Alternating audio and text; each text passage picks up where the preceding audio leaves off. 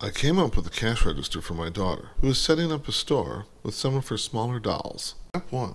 Attach pattern to wood and cut down to size. Next, make interior cut first. Then cut sides just past top. Do not make top cut. This will hold it together until the final cut is done. Now, cut the back side just past the top, still not cutting the top yet. Finally, make the front cut and finish it by cutting the top and out the back of the block.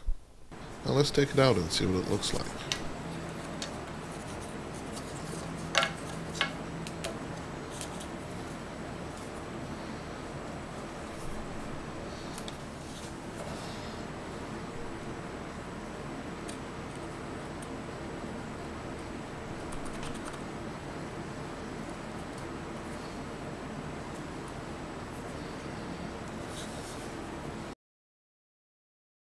Paint and finish the cash register as desired.